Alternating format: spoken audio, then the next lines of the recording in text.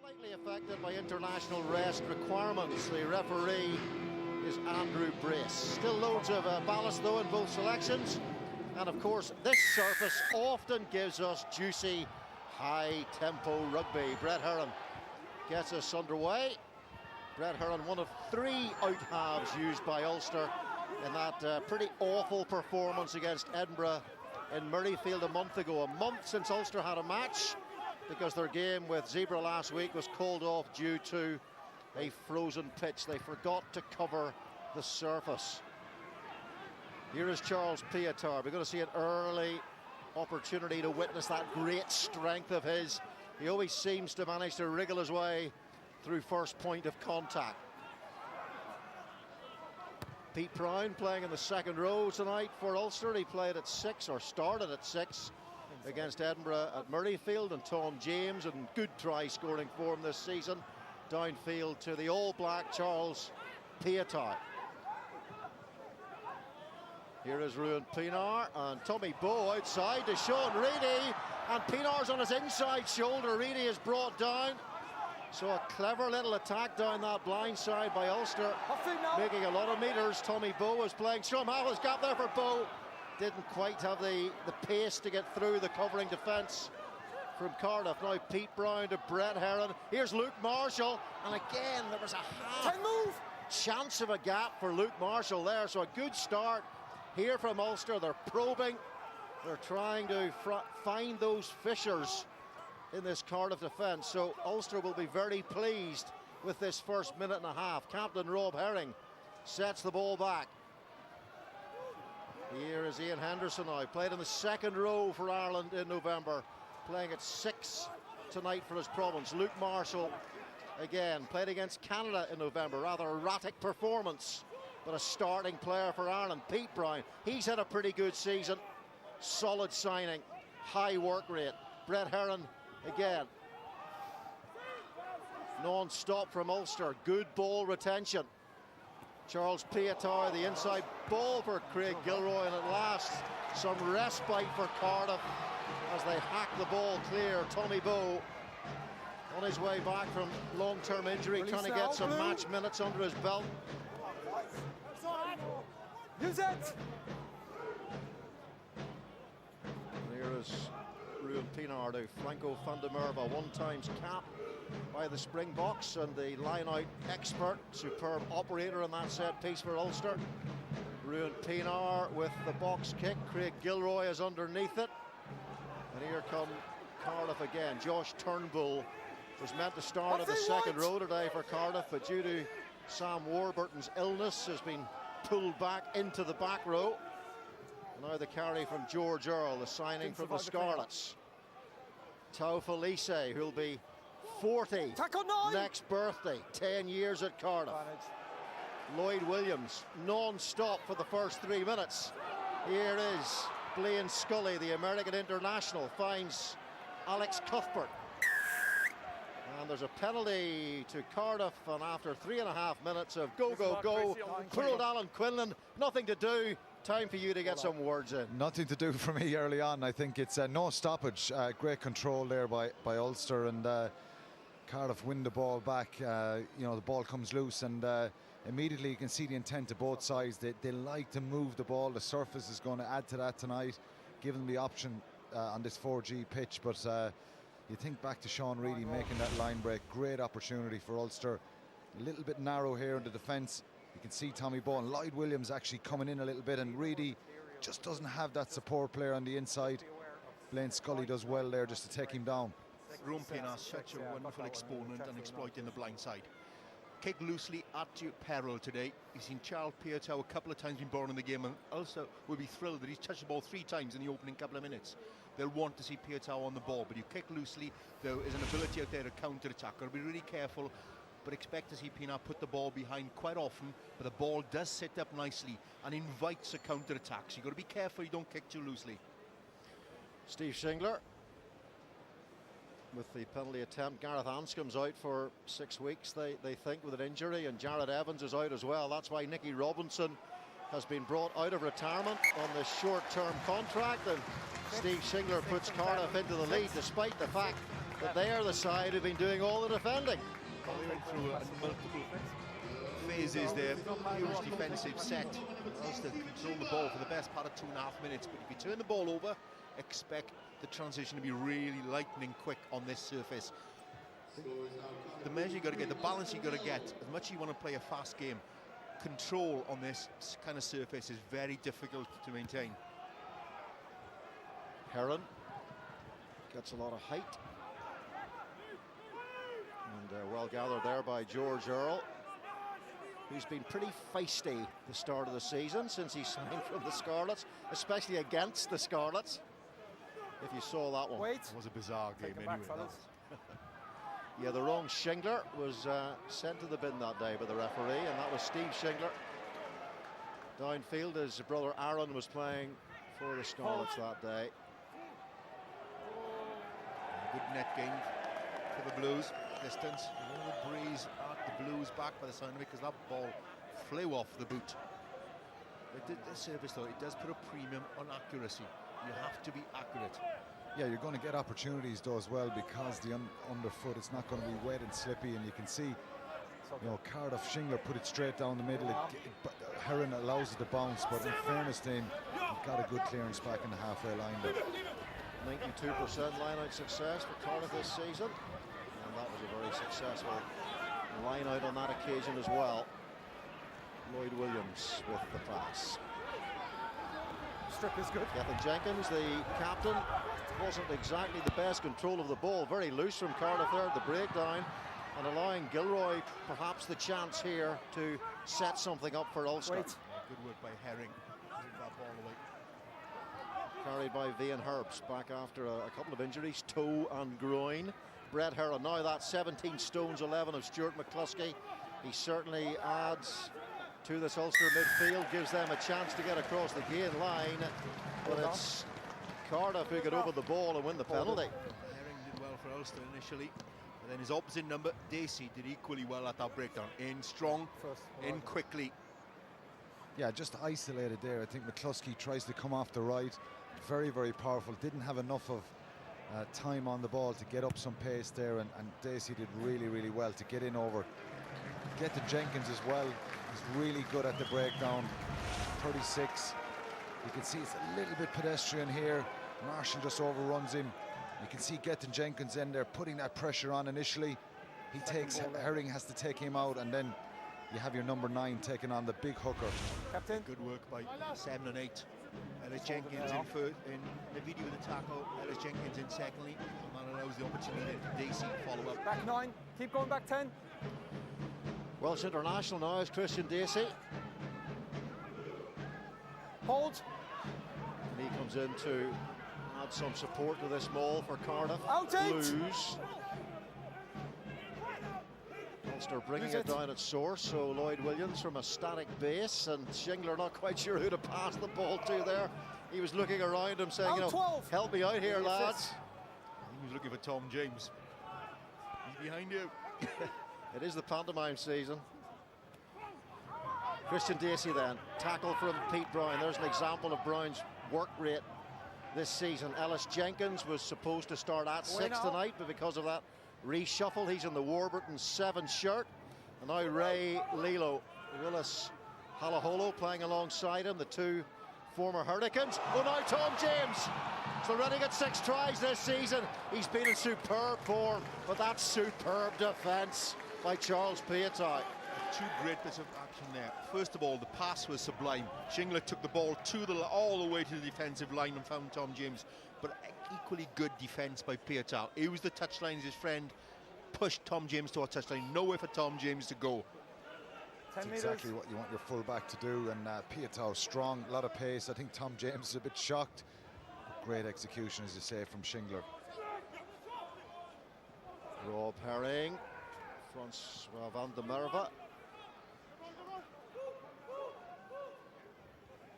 Here comes Ian Henderson, scored a try at a crucial time in the game against Australia at the Aviva last week, and that victory. Charles Piatai downfield and finds a good touch for Ulster, and that's a good exit. Charles Pietro was a really positive opening 10 minutes. He's carried the ball well, counter-attacked a couple of times, good defensive work, and a terrific exit there from his own 22. That's a beautiful pass. Just draws in Tommy Bowe and releases Tom James, but good defence. Didn't panic, waited his time, knew he had the angle to defend Tom James. I think that's the key. He stays square, Pietro there, and James just kind of, he wanted him to attack him more, and he just stayed back on his heels. Brilliant defence. Here is the man they signed from the Hurricanes, Willis Halaholo. Started the Super Rugby final that they won against the Chiefs, and reunited with his old Hurricane mate Ray Lilo, whose stats this season have been superb. Stuart McCluskey, he's trying to do a Christian Dacey in there. Lloyd Williams looks for the gap. Move. And good defence No, don't hold him by in, Ian Captain. Herbst around the pillar area. Shingler now. Cuthbert has come a long way over from that right wing. And in comes Tommy Bowe. The ball was out there, so that's fine. Legal for Still Ulster is to good, we've lost play the it, but there was a knock-on. Yeah, just a Still little is knock good, on we've there. lost You the can forward. see the reaction. You know, Tommy Bowe spoke during the week about the frustration of being out and the confidence maybe that he's getting back. He'd be really anxious to get back, get game time, and first and foremost perform for Ulster. Okay. So have an embarrassment of riches out wide. But Jacob Stockdale's impressed me immensely when he's been given the opportunity for Ulster. Don't hold him in. But also Don't with try and Craig buy a Gilroy, penalty. Tommy Bowe, Andrew Trimble, there's a lot of wings trying to fight for game time Let's go then. for Ulster. A lot of changes in the back line. Well, that's one of the reasons that they've lacked the fluency, I think, over the last half a dozen You know what games. I'm looking for, boys, They're yeah? on average in the Stable 10 stats. games they've played, either in Europe or in the Pro 12, averaging 4 changes in the back line alone per game. Now, how do you get fluency in the back of that, both defensively and attack-wise? And we know the way Ulster like to play. That sort of sleight of hand, a lot of movement. It's a very complicated game plan in the back line. Lots of movement there. If you're changing, let's go, Blues. you know, for one reason or other, injuries Patience, or balance, wait for the Irish call. management plan not allowing them to play, it's very and difficult slow, to get guys. that sort of cohesion. And that's hurt Ulster immensely in the start of this season. And at time, Ulster Crouch! losing 3 in a row. They haven't lost 4 in a row since 2011. Cardiff 1 win and 5. So you can see the significance of this match tonight for both of these teams. Josh Navidi playing at number 8. No Nick Williams, he's injured. And Nick Williams, of course, former Ulster player. He gives Cardiff a lot of go forward, but they won't have him for a while. He's got a serious calf problem. Here's Ray Lilo. No problems for Lilo there. Looks inside for support. And Luke Marshall comes in to assist the defence. good defence by Gilroy, showed the outside and backed himself to get across. But you can sense what the Blues are trying to do, trying to get the ball early to the two most important parts of their attacking game, Lilo and Halaholo. Get the ball there early and allow an opportunity to run at defenders. Ball just checked him a bit, but he tries to stand up Gilroy and go again. But Gilroy had the wherewithal to get across with a bit of help from Charles Pietau. Ray Lilo's the top offloader in the Pro 12 this season. 88 carries. You can add to that now. Tonight he's had a couple. Let's go then. And also beating plenty of defenders. It's good stability though, guys. Let's On a keep pitch that, like please. this, you should have good footwork. If you're good footwork, you're going to beat defenders. For each goal. And what you want to do is try and get it into Lilo and Halaholo's hands early, because they step. You know, Ulster be trying to put pressure up in their faces and close down the space. The same with Pietau. If he gets some space in this surface. So one of the 10s to get the ball out of his hands quickly. Good feet. Andrew One. Brace. Pulling in, captain. Yeah, penalising Gethin Jenkins, the Cardiff captain on the loosehead side. 129 caps now. 9 as captain, 5 Lions Test, still going very strongly indeed. He's had a terrific autumn as well. In some tough games for Wales. They haven't been performing at their best, but he's put a terrific shift of work. And much as Alan Wynne-Jones did last night for the Ospreys, standing up for their teammates and backing up on international games and turning up on the following weekend.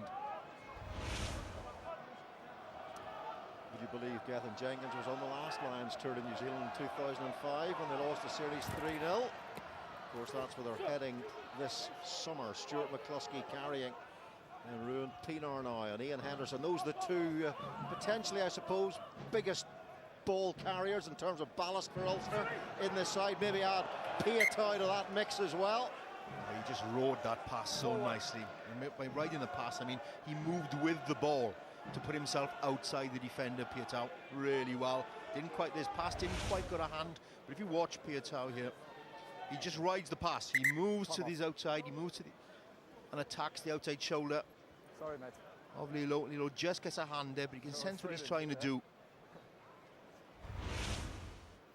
Just as I was saying before the game, Deleuze Kiss, we were chatting about it, that one of Ulster's best performances of the season, in fact probably their very best performance, was away to Glasgow and Scotland, and of course that's on this kind of surface. Yeah, they looked really good. Paddy Jackson had a terrific game that evening. Okay, 6. I think the issues Ulster have had since the start of the season, Quick then, lads. bar that Glasgow game, is they've created chances but they haven't taken them. It's that last pass, it's that cohesion you're talking about. Passes going behind shoulders, passes too far, too flat. Sometimes finishing is about confidence, having the ability, not only the wherewithal, but the knowledge that you are going to finish, or there's someone on your shoulder, and you have that sort of telepathic relationship with players around you. But if you keep changing, it's very difficult to get that. I think they've also lost the physical presence of people like Henderson and McCluskey out in the field. Bugs in both camps, by the way. Jared Hoyata and Sam Warburton late withdrawals from Cardiff, and Ulster at full strength in terms of the 23 that were named are starting, but a few of them aren't feeling too well out there. I'm feeling a bit nauseous too, but I think it's the company I keep. Okay, Same on their ball now, guys. So no Christmas present for you. 7. You're officially off Santa's list. Stable start. Seconds. Lloyd Williams, 28 caps for Wales now. He's building them up, isn't he? He was in the World Cup squad. Bind. And Gareth Davis was the preferred number 9. Rhys Webb injured for that World Cup campaign. So here's Josh Navidi Stay. at number 8. Can play across that back row. Lloyd Williams. And that is Willis Halaholo. Made 6 clean breaks against Connacht last time out. Fumble though. And here is Charles Pietau. He's got a good handoff as well, Pietau. So all the skills, 17 caps for the All Blacks. Now Sean Reedy. Move. Pete Brown. Pinar. Craig Gilroy, joint top try scorer last season in the Pro 12 alongside Matt Healy, who will soon be back from injury. The Connacht winger, Vian Herbst. Pinar, Brett Heron, and he finds Tom James. 3 Ulster defenders there, little chip and chase. Great cover from Ruben Pinar there. How well did he time that? Off the blue. You can see the value that Pinar brings to this Ulster side there in a moment like that. Kyle McCall, Pete Brown once more tries to run straight through George Earl. Pinar, one of those rolled kicks for McCluskey to chase, but it's Blaine Scully and it's a penalty and it's against Cardiff. Oh, that little moment there 11. from Ruan Pinar. It's only the truly special Straight players off who his look feet. at they've got all the time in the world. He made that look so easy, and it's not. He had that calmness, that composure, the little dink over the top. Nice dink over the top by Tom James. Look at this play now. He had an awareness. He knew Pietau was there before he caught it, but he still was able to manage that and put the pass in. Well, that takes a special talent and knowledge that you are a very good player. How did he know where that ball was going to Step go? blue, please. Huh? Boys, on your front man. And he also, as he was going to catch it, he looked around, which you're told your not to front do man. as you're growing up. Don't keep your eyes on the ball. But actually, he was looking to where Charles Pietau was before he caught it. Ulster will miss him, that's for sure. Just 2 balls. And they're not too happy about it. The fact that the IRFU will not allow him to stay. Go again. That is a shame. Respect the gap, please, blue. Question with Cooney, with relative shortage of scrum halves in Ireland at the moment, pushing Conor Murray. Yeah, there's not a lot of depth, I think, and that's kind of the strange thing. But it's a player. It's coming from the IRFU to try and stop blocking that pathway for young players. Brett Heron for McCluskey, and that's Luke Marshall on his shoulder.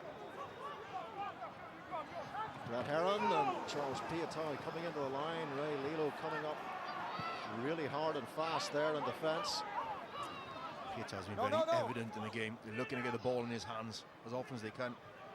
That inside ball that Ulster love so much, especially when that fella's on the field, Tommy Bowe, the former Lion. Here's Stuart McCluskey again.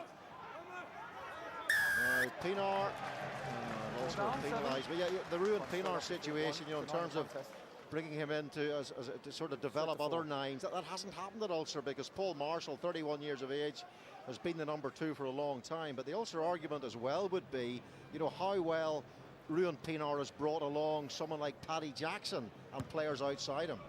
A lot of his growing maturity, which has been evident over the last couple of seasons, because he has Ruan Pienaar inside him and he's learnt an awful lot how to control games and have that composure when under pressure, which is invariably part of a half-back's life. And then 9 or 10, that pressure is always going to be around you. You have to be able to cope with it, and he does that. I'm certain Paddy Jackson would have gained from that.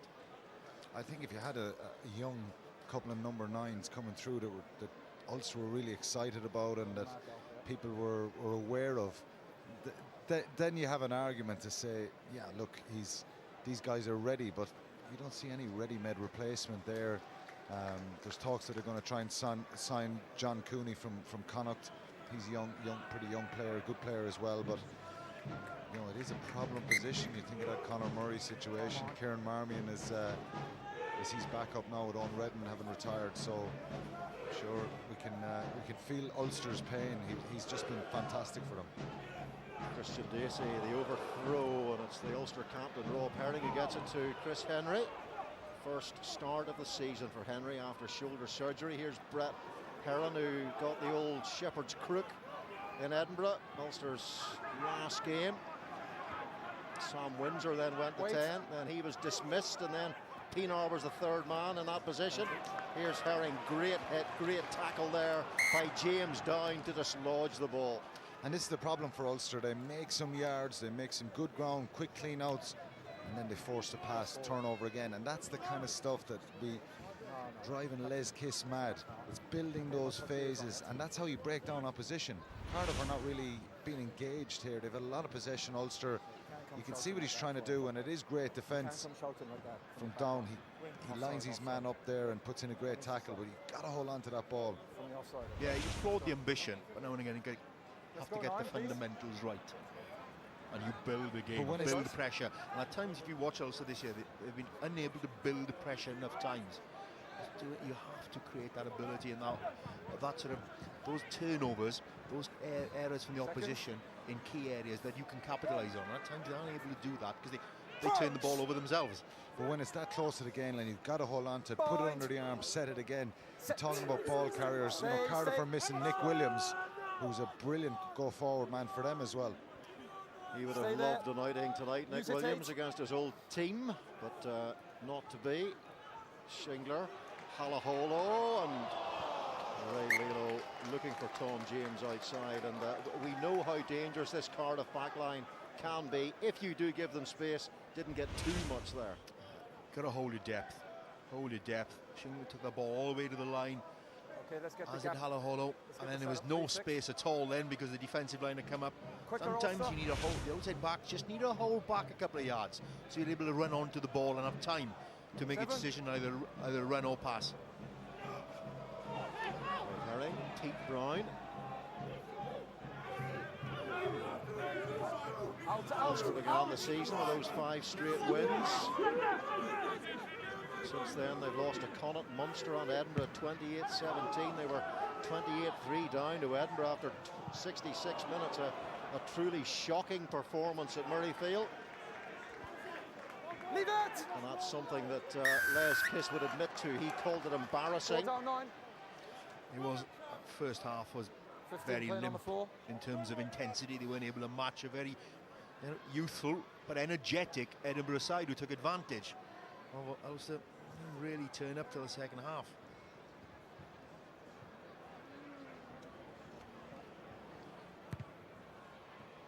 Yeah, the patterns of Cardiff and Ulster seasons have been quite similar. Explosion at the start, implosion, sort of like magnesium flames. Yeah, it's been fluctuating. When you start off the season as well as both Leeds sides really were playing attractive rugby, full of confidence, accurate in their execution.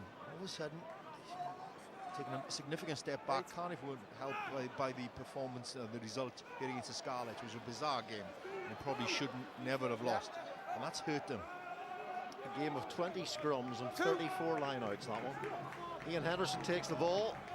Ulster creep their way into the Cardiff 22. Tommy Bowe hovering behind that maul, and he's got some help now from Brett Herron.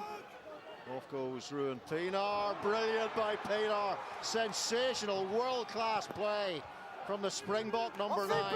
Leave it 12. Had that ability just to shimmy and ghost his way through a gap that you probably felt shouldn't have been there.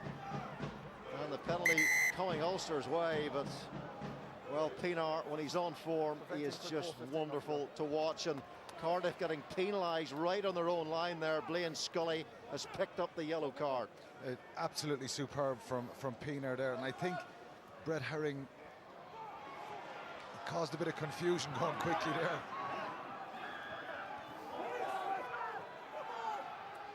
Wait there now. So here's Pienaar again, this time trying to create for Ulster. He almost finished off a try for them there. What's happening on the blind side? Not a lot, so he goes open. Christian Dacey with a tackle. Here is Pienaar again. Vian Herbst, that's a great tackle by Josh Navidi. My goodness, superb stuff. And here is McCluskey now, using his ball. Pienaar for Vian Herbst once more. Off feet. Need the quick ball here. Do Ulster now. Luke Marshall stepping off that right foot of his, trying to challenge that defence. Christian Dacey tries to turn the ball over for Cardiff. Kyle McCall now. Little rumble round the corner. And the drive for the line from Ulster. Again, just held up short. Use it.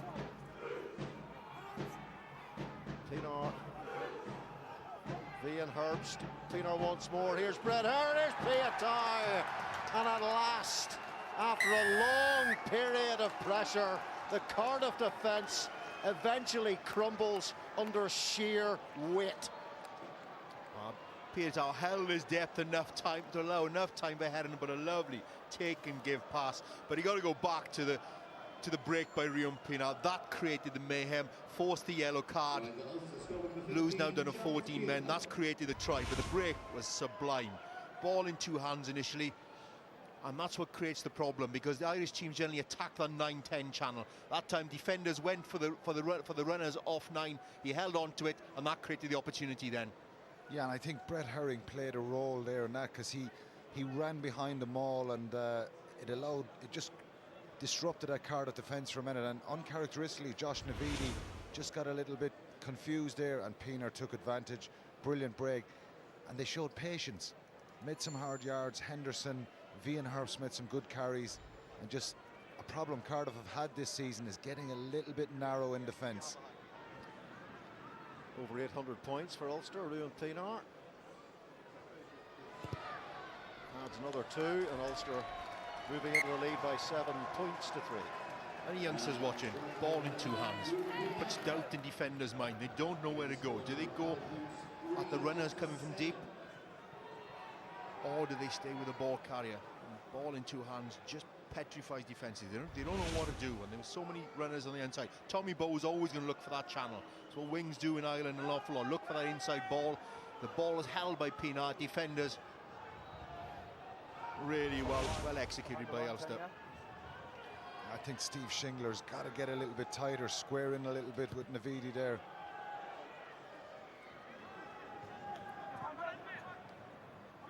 Craig Gilroy involved against Canada in the November series for Ireland. Ireland beating the All Blacks in Chicago and Australia in Dublin. Tom James. Tackle from Rob Herring. Release White. The Ulster captain in the number 2 shirt. Rory Best was the Irish captain in the number 2 shirt in that successful November period for them.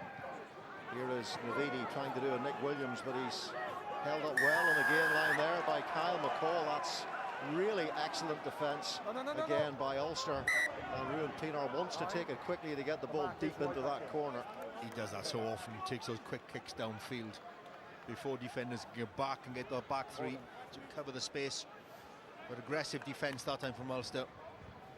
Yeah, an extra little spring in their step after getting the try. Kyle McCall does really well, but Pete Brown, hard-working, brilliant technique there, gets in, gets a crucial turnover, and that's a huge boost. It gives Heron a chance to get down their attack again. Brett Heron finds a pretty decent touch for Ulster. Matt Sherratt of Cardiff can talk to us now. Matt, how do you feel about the first 28 minutes? First 28 minutes, probably the difference is what we've just saw there. We've probably had the lion's share of possession early on, but then the bit of possession they get in our 22. They show a bit of quality and patience, and they come away with 7 points. And we need to look after the ball a little bit better and mix our game up. Good take by Van der Merwe. Stuart McCluskey, high ball for him to have to control there. Here is Pienaar once more, and Franco van der Merwe does well, gets a metre or two, closing in on that gain line. Here is Craig Gilroy, the inside ball from Luke Marshall. Ulster do love to involve their wingers as much as they can, and here's a man who's getting heavily involved, Stuart McCluskey, who just canters and romps his way through an almost non-existent Cardiff defence. Yeah, and he's in total shock. Great little footwork there for a big man. He has deft feet. Gap just opens up there off a little bit of slow play.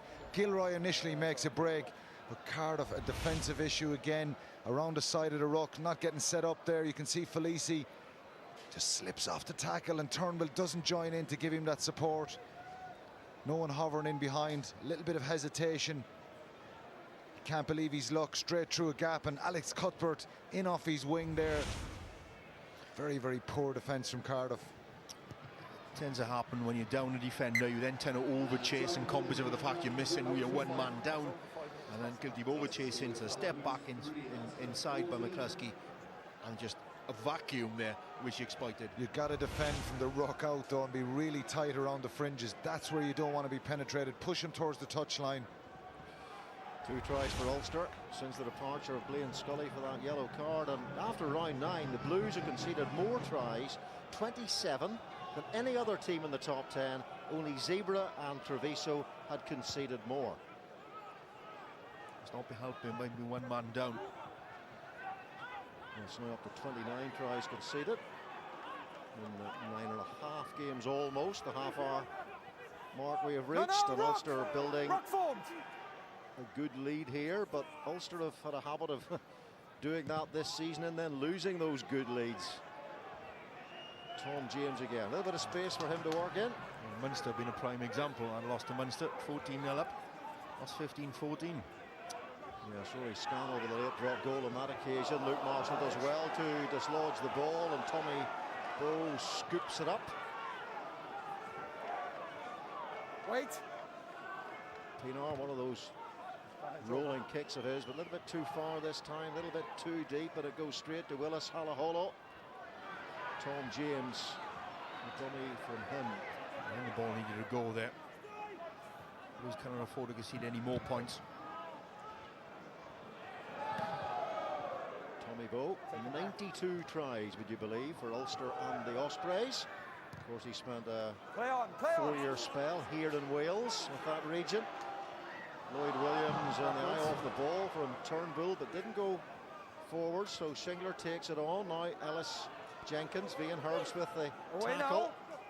Sean Reedy in there too, the top tackler in the Pro 12 this season, despite the fact that Ulster have played 1 game fewer due to the postponement of that zebra match, the frozen pitch.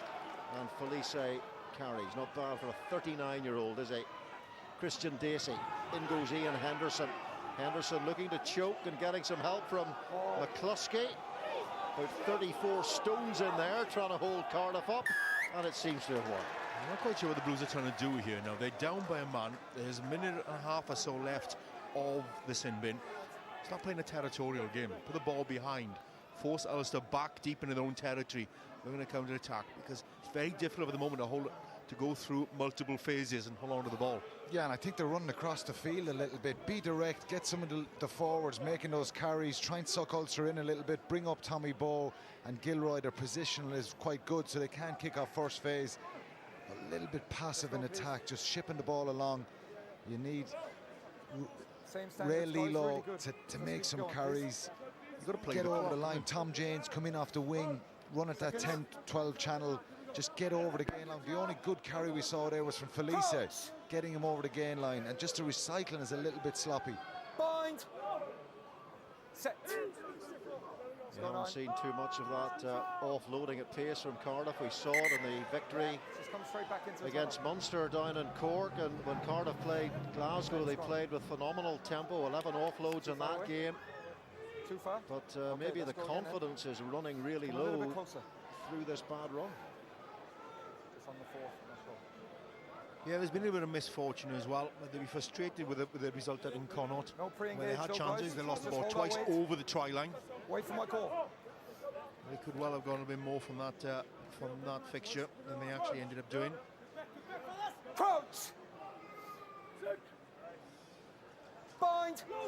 Jonathan Jenkins, 36. Matthew Rees on the bench, 36. Ty Felice, 39. A few veterans knocking around this Cardiff Blues setup. Here is Pinar now to Tommy Bowe, and again getting his way across the gain line. Lloyd Williams eventually brings him down, and there's a penalty coming Ulster's way too. Pinar knows all about that. Tom James judges the bounce well. What a brilliant line from Tommy Bowe, putting his hand up saying, give me the ball, I want to make that carry, running in at that 10 channel, getting over the gain, and gain line success creates quick ruck, and you can play off that. You could sense the Blues could have done with Sam Warburton initially selected for this game, a bit more physical at the breakdown. They get out-muscled at the moment, which means the quality of possession that Ulster are enjoying means the wings can come off the line and pick those lines you're talking about, Quinny, when you know the ball is going to be of decent quality. Really good work. They're getting across that gain line with some ease at the moment, and that'll be worrying for the Blues. It's very difficult for Ellis Jenkins to get out there because it's a good set piece, a strong scrum. They lay a good platform, but Shingler's got to come up. They've got to get a little bit tighter. It's the same around the fringes and just take away that space. From the Murba, another good line-out take from him. He really is a top-class specialist in that set piece. Been a great signing for Ulster from that perspective. What stop? Here is Pinar once more, and McCluskey again. Pinar Steal is good. clearing out on this occasion, but it's been stolen well. Brilliant work by Cardiff in defence. Josh Navidi getting in there. Use it! Someone needs to show a bit of authority out there for the Blues. Need to exit there. And under pressure, approaching half-time, get the ball away. Stay on side. Lloyd Williams will charge, and then goes. Oh, Pinar almost got there, didn't he? Blaine Scully's back on the field, having served that 10 minutes. That was good. And I think Ulster have got in there through Kyle McCall. They've somehow managed to sniff around the edges and pilfer yet another try. Yeah, and it's Pinar again putting pressure around the fringes, and you're speaking about taking control. A lot of Cardiff guys just standing off there ready for that kick. No blockers, no one protecting Lloyd Williams there. It's got to be Ball lifted. just shoots out here. Hands on. That's not enough. It's got to be lifted. Yeah. It's Kyle McCall just at the side of the ruck there. I'm not sure how the ball came out there, whether it came out legally or not, but Generally, it's been some really puzzling play from the Blues, knowing they've been down to 14 men with the clock approaching half-time. Just watch the clock, wait till you back up to be fully with a full deck of cards again, and try and play in the right areas of the field. Trying to attack from your own 22 is going to cause you problems. It's no wonder Gethin Jenkins is shaking his head. Well, it wasn't even good ball to attack from. I mean,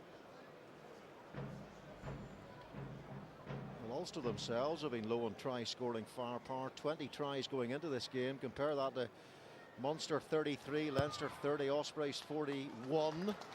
On the try-scoring front, Ulster have played one game less. To be fair, Munster, Leinster and the Ospreys have all played Italian teams twice, but the Cardiff Blues seem to be making it rather easy for them at times. Making those errors, those unforced errors at times we've seen. It hurt them out in Connaught, and it's hurting them again this evening 12. here against Ulster. Charles Piatai. Ellis Jenkins, can he get No! in quickly enough and stay stable? You take him back now, 9. The answer is no. Take him back, boys.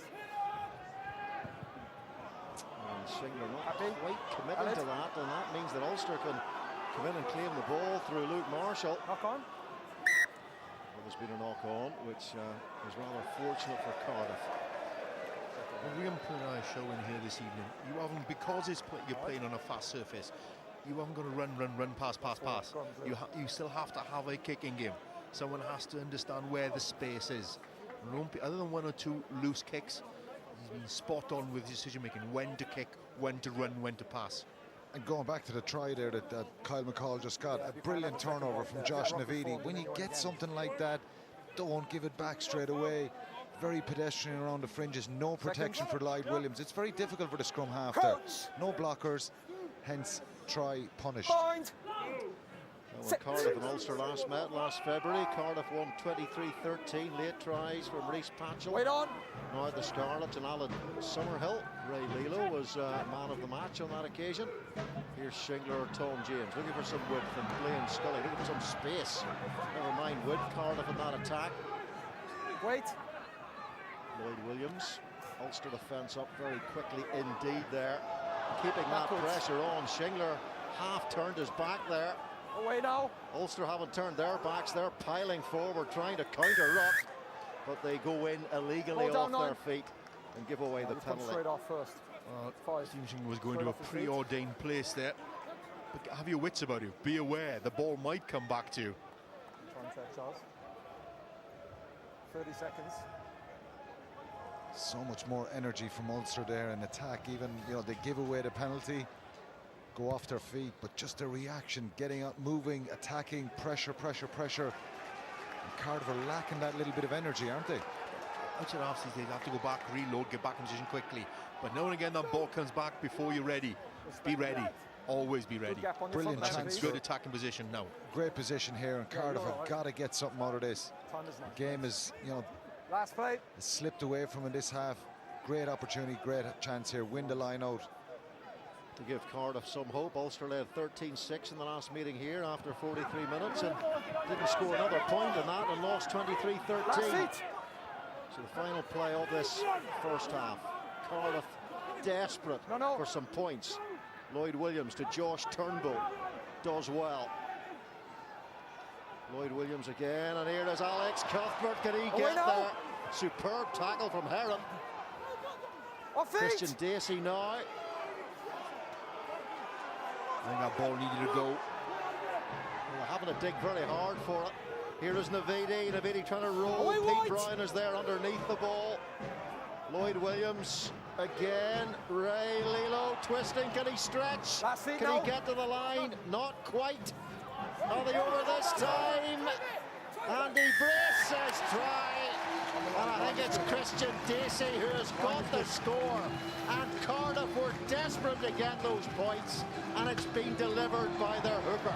Well, he had it in a couple of phases before, and the ball should have gone.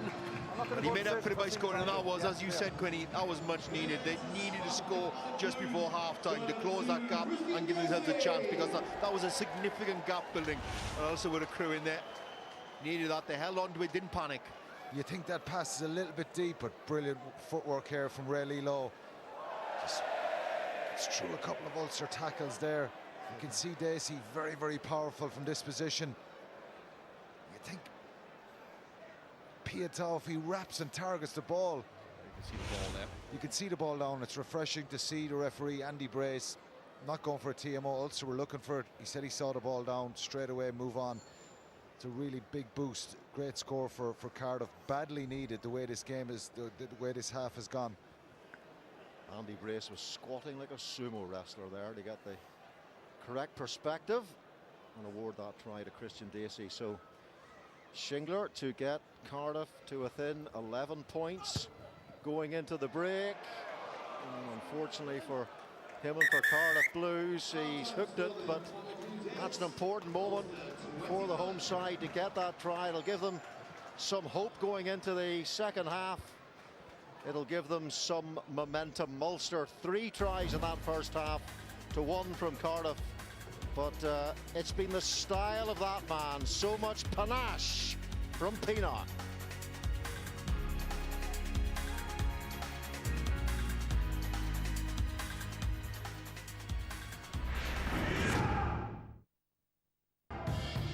Of course, it is just midway through the Pro 12, round 10, and a similar story for both the Blues and Ulster. A fast start to the season, undone with poor recent form and as such. They both really came in with a bit of pressure on at this midway stage in the season. They both promised an attacking style, but only Ulster have really delivered on it. And to be fair, the Blues, for a large part of that first half, have been flat and a little bit passive, and their own worst enemies. 3 tries scored from Ulster: Charles Piatow, Stuart McCloskey and Kyle McCall, but just a little glimmer of hope last couple of moments of that first half as Christian Dacey snuck his way over from the side of the ruck, and at 21 points to 8, they might feel they've just snuck their way back into this game. Whether they deserve it or not, we will have to wait and see, but in terms of the statistics, you can tell the half based on those numbers. Carries, more by Ulster. Meters made, more than double. Tackles made, it's the flip, of course, as the Blues have been under a fair amount of pressure. And missed tackles have been a real issue for the home side as well. 10-3. Scott Quinnell and Stephen Ferris in studio with us as we update you on the round 10 results. At this stage, Ulster lead. Of course, Connacht tonight have already won, so too Scarlets, and last night it was Ospreys, and a narrow win away from home for Munster. Well, they both promised attacking style, didn't they, Stephen? You must be pleased. You said the pressure was on Ulster, and maybe not at their best, but certainly deserving leaders at this point. They're just doing the basics well, you know, and that's something Cardiff aren't. They're winning the majority of the penalties. They're putting the ball in the right area. Ruan Pienaar, one of the best box kickers in the game, is putting the ball in the right areas. And, you know, I think it's just mistakes from Cardiff that's led Ulster into the game. But take their hat off to them. They're finishing them off well, and deservedly they're in the lead here at halftime. We'll take a look at some of those scores, but Scott, you must be frustrated as a Welshman, as a Cardiff Blues fan, as far as tonight goes, at the performance that they're putting out there. Yeah, they're bitterly disappointing. When you have a look at some of the errors they're making, you want to come out and you want to feel good about yourselves, but you can't make an outside break here. That little ball back inside, the Cuthbert was the ball, but then you throw one inside. You know, it's absolutely criminal, the fact that they're trying to play. You can understand to see what they're trying to do, but the execution, you know, you can't overthrow. You can't have a penalty, go to the corner, and then overthrow the ball. You know, then one of the tries came from an up and under. Nobody took control of the up and under, and then all of a sudden you're 30 yards down. You've got a yellow card. You've got a try against you. They just need to do the basics well. We talked about the quality that's in this Cardiff Blue side. Sure. Unfortunately, we're not just seeing that today. There's a bit more of a breeze that they perhaps could have utilised, but we'll talk about. We expect Ulster certainly will in the second half. Ulster indeed will, and the man who probably will is Ruan Pienaar, who was the man that got Ulster up and running when it came to the scoring. Deft little run, so like him. How much are we going to miss this man next year? I don't want to talk about it. It gives sleepless nights, and I know many Ulster fans do, but you know, he just identifies a bit of a weakness there, a bit of a gap in the Ulster or the Cardiff defence, and he takes it and, you know, goes through a bit of a gap. It's a bit of patience shown here, a yellow card given, and rightly so, and they take a quick tap and they get in for the score. But it's Ulster deserved that. You know, they're playing the more rugby, and you know, Ruan's been the master and at the front of all of it. Ruan Pienaar, you know, Piatow there, 2 of their big signings, you know, really stepping up and taking control of that. And when you think of Ulster, they really are playing a good game. They're getting up in defence. They're putting the Blues under pressure. When they go to the line-out, they win the line-out, they drive the line-out. You know, they tap and go. Pienaar's controlling that area. We see some lovely quality there. But when they get into the 22, they're very, very good. You know, you have a look at this. You know, you talked earlier, you know, about McCluskey. He's a big man. Yes, he's a big man, but that's poor defence. You can't just cut back inside and expect, you know, to run 20 yards. Look at that. 1 dropped off, 2 dropped off, didn't quite get there. you can't allow that to happen, especially, you know, from the Blues' point of view. From Ulster, clinical. That's all you can say about them. They get into areas, and what they do, they punish sides. This, again, you don't think a try is going to come from it. But again, look at this. You know, you need to be low. You need to be on the line. You can't be standing a yard back from there. Yeah. You need to be defending those positions a lot better. They got to try at the end, you know, with Dacey. But it's just not good enough from the Blues in that first half. Yeah, well, it's set to go for Ulster. They lead by 21 points to 8, and well, truly deserving that lead. But it was a lot more just before the break. Christian Dacey sneaking his way over from near to the ruck. And has it given the Blues just a little bit of hope? Maybe it has. Ulster in the lead at the moment.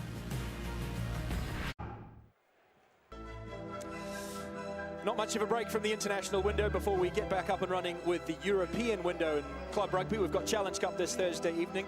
Based at Kingsholm for us, Gloucester against La Rochelle, 7:30 Sky Sports 1. And then we have got a huge lineup of Champions Cup action. Ulster, there they are, at the start of a home and away doubleheader against Clermont-Auvergne. That's next Saturday, lunchtime, 12:30. Sarries take on Sale Sharks. Wasps host Connacht.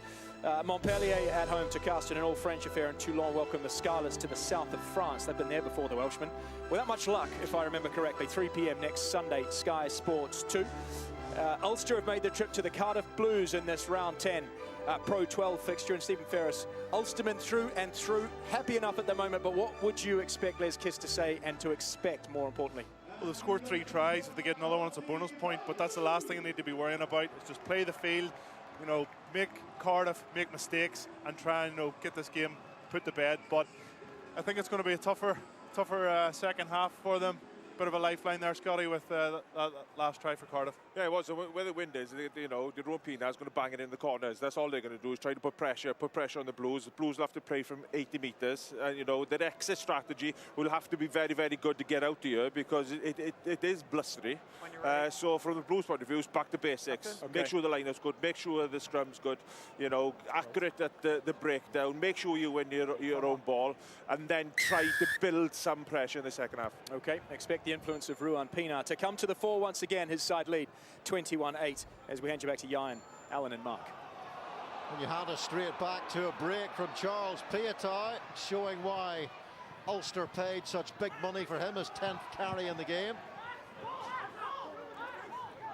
Sean Reedy in possession. And now Ruan Pienaar. Chris Henry just building his way back into competitive rugby after his long layoff. And Charles Piatai, he's got those amazing feet, uses the footwork very, very late.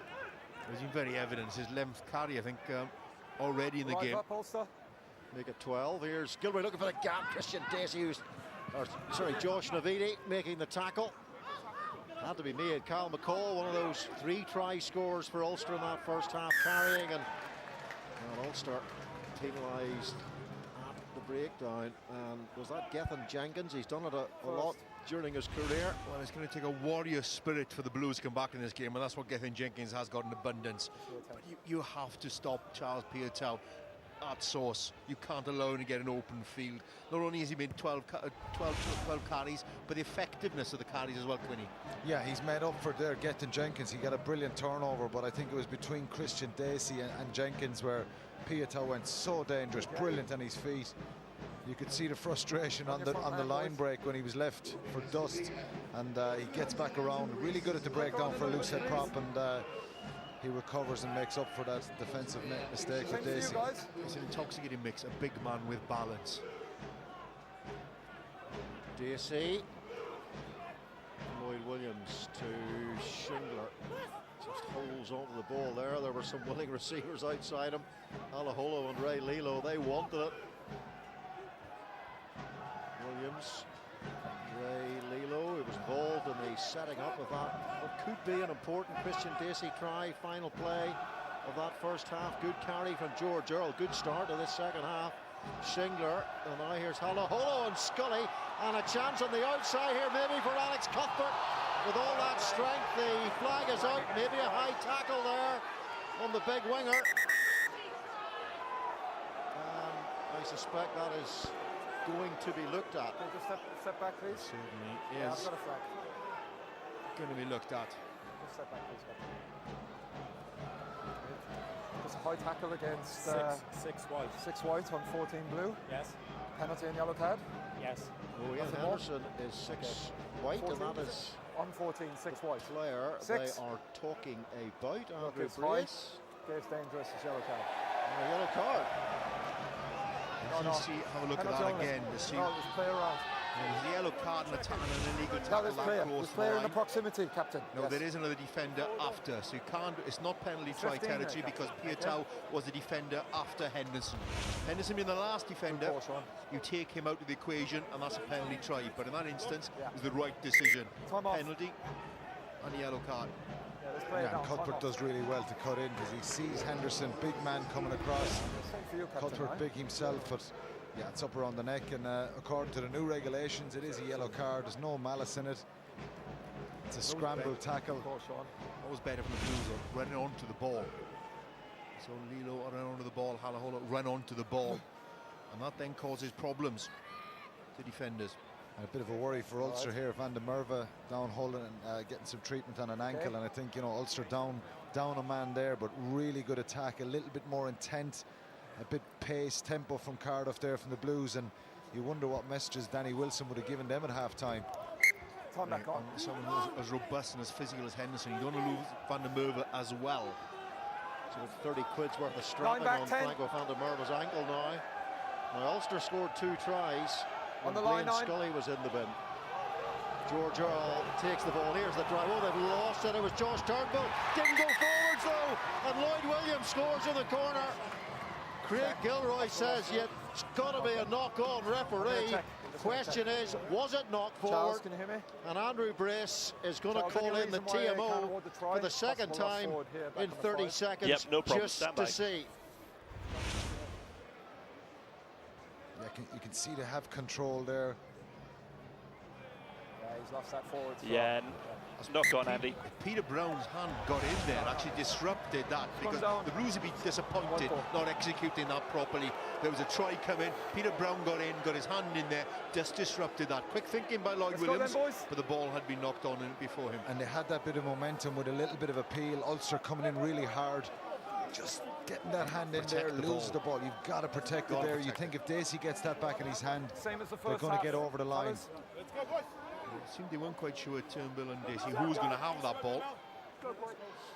Well, it looked like a sure-fired route to the line for the Cardiff Blues there. They were moving, steaming forward.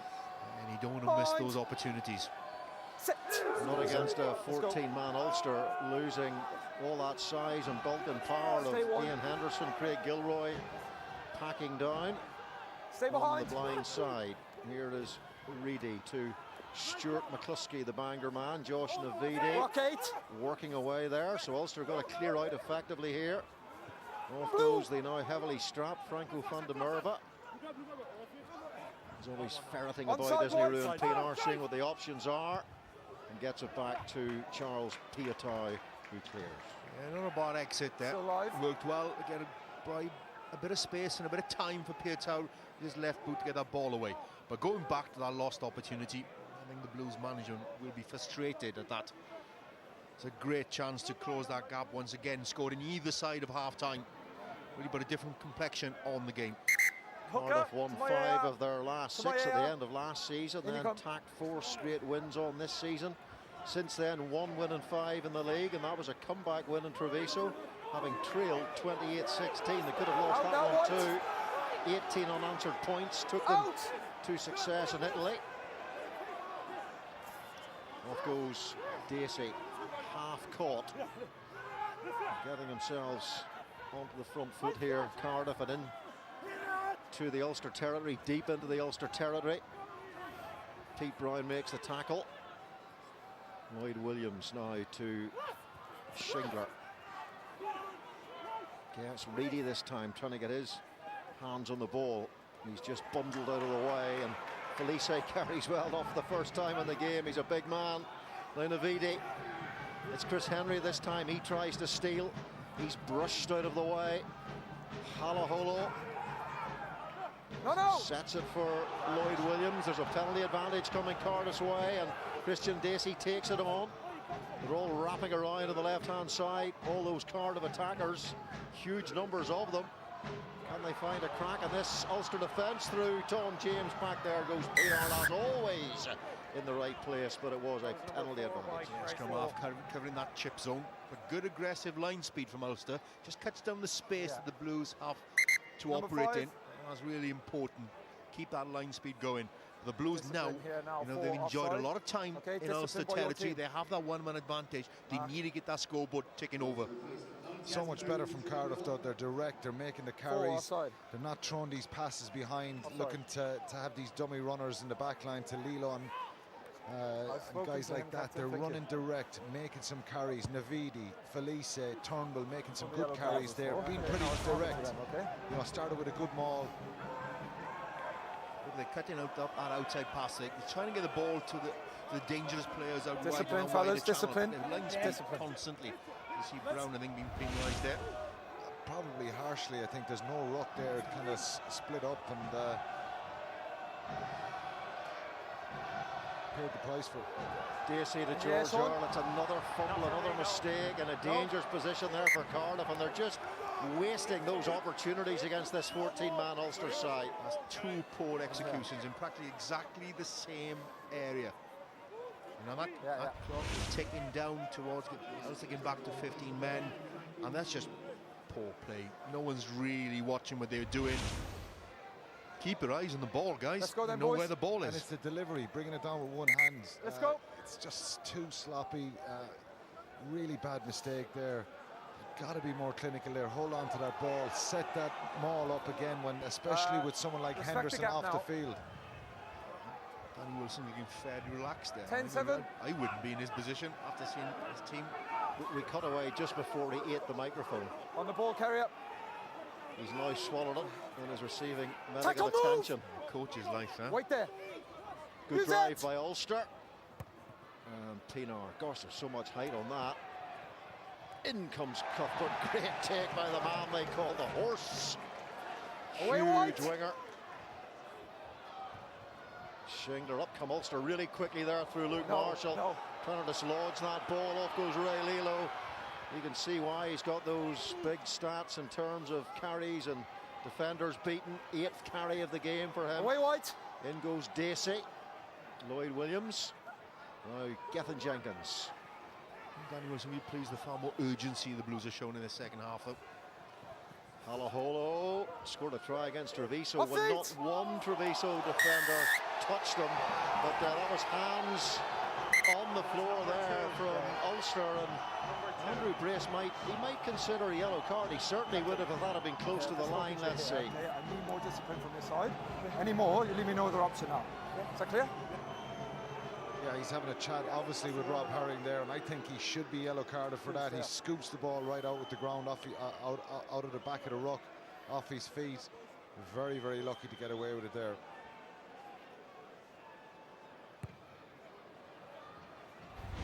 Third time lucky, perhaps, around the line out. So they work. There's their hands.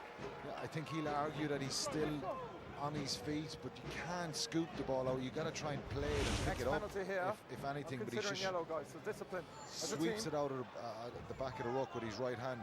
You don't want a yellow herring, but a red herring would have been great, because you always have a good red herring and a good thriller, don't you? Giving all Agatha Christianis. Well, let's see what they can do from this maul, because they have been blowing opportunities of Cardiff. They might not blow this one. It's full steam here. Can Ulster defend against it? Well, it's become scrappy once more from Cardiff. 22. Away comes Ruan Pienaar.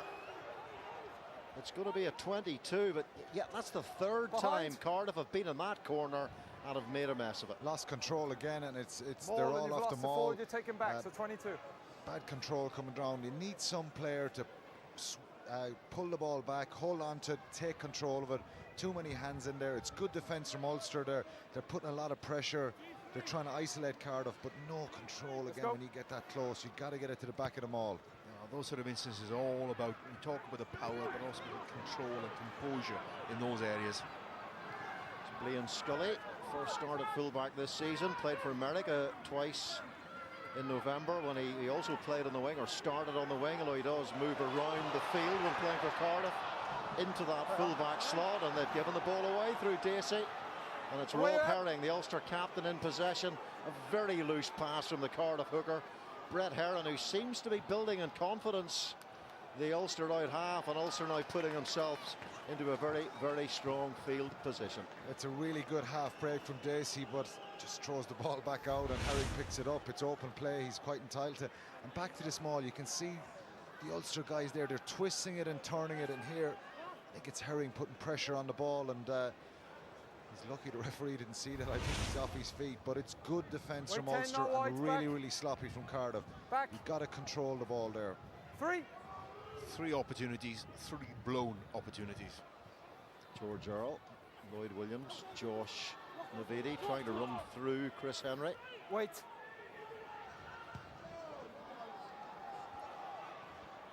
Lloyd Williams with the kick, and Tommy Bowe with the gather. Former British and Irish Lion. Ian Herbst playing at scrum half. And this is Sean Reedy.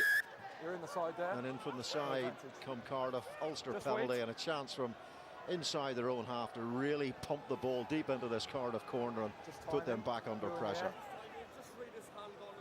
Okay, so just timing. Captains, just timing, okay? Timing in the air, contact in the air. Penalty only.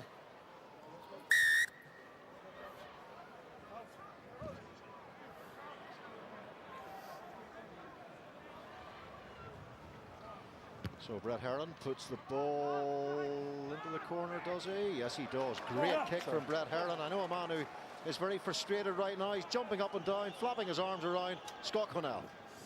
Yeah, we talked about Ulster being clinical in that first half. The Blues had 3 opportunities, got into the 5-yard area, 3 line-outs, 3 line-out drives, and it's just lack that clinical. You're able to go there, put them under pressure, perfect position. Now Ulster have got their opportunity. Will they make the Blues pay? Get a cup of chamomile tea, Scott. You'll be all right in a minute. Ian Herbst comes off, and Rodney Ayew, signed from Connacht, comes on. He's made some big carries this season as Rodney Ayew. 11 Blues coming out the back there. And Ian Henderson is back on, so Cardiff have galvanised nil point 11. and that 10-minute period. Around, please, thank you. He's coming around there. Near clinical enough, you have to take the chances. Okay, time on. That horrible ability Sorry to guys, come back was and going around. bite you. What a kick from Herron, though, out of hand there. Same he got for the you now, last Blues, bit okay? out of that. Same for you. Put Ulster in a brilliant attacking position here. It'll be interesting to see if they take this opportunity. Rob Herring, Kieran Treadwell, who's signed from Harlequins. Ulster just short. Last seat. Navidi can't steal though.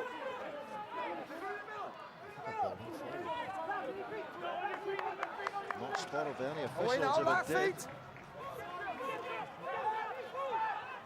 Cal McCall setting it for Ruan Pienaar. Ian Henderson tackled by Turnbull. Pienaar looking down that blind side. Now he goes open. Kieran Treadwell once again. Already seen one good carry from him. And there's another one. Pienaar, Luke Marshall takes 2 men, but can they bring him down? Can Marshall get the ball down on the ground? Leave it 8. Pienaar, what's the option this time? It's the long floated ball, just needs the bounce for Ulster. Tommy Bowe with the offload for Pete Brown. Good cover by Shingler with the tackle. Wait there now. Pienaar again. Ian Henderson slips away from the tackle. Good footwork from Henderson there. Yeah. Pienaar once more. This is the almost 18 stones of Stuart McCluskey. Blues defending for their lives now because they realise if the Ulster had scored, that's pretty much the game. Desperate defence, they're scrambling across the field. Ulster couldn't find their way through. Looked destined to score several times. Yeah, and this is the pass overhead. It goes over Scully, just doesn't sit up for Tommy Bowe. Time off. I'm just asking time, okay? I'm not going to. Great opportunity. It looked like Ulster were going to get over the line, but brilliant defence here. And watch Christian Dacey here. Outstanding. 1 and 3. Brilliant body position, legs really strong, gets a crucial turnover for Cardiff there. Christian Dacey, who scored that try just before half-time when Cardiff took a bite of Ulster flesh to add a little bit of spice to this second half. But Cardiff, the problem for them is not being able to capitalise on the fact that Ian Henderson was in the bin for 10 minutes. And my goodness, they certainly had their opportunities. Taufel now being replaced. Rowan Pienaar has been the picture of composure and calm all game dictated things. That's the first time I've seen him look frustrated. He knew if Ulster scored there, that was the game, and he's frustrated. And Ulster's inability. Not happy at all, and he's run this game. And I can lip read what he's saying there. Tommy, stay out in the wing. I think it's because he wanted to give that pass over Blaine Scully and wanted Tommy Bowe to be much wider. It's amazing he can, the way he reads the game is really one of his biggest strengths. He's a fantastic footballer, but a brilliant reader of the game. Lloyd Williams. Piatow awaits the arrival of that ball, and it's tackled by Ellis Jenkins. But he's oozed authority all game. Matthew Morgan is on. Does love to attack from, well, pretty much anywhere. Sometimes he gets himself into spots of bother. He did against Connaught last week. Christian Dacey, again, good footwork from Dacey, excellent stuff, and great leg drive as well. 13th carry from Dacey, and a try to his name as well. That's quite a performance. Brett Heron. Gilroy off on the chase.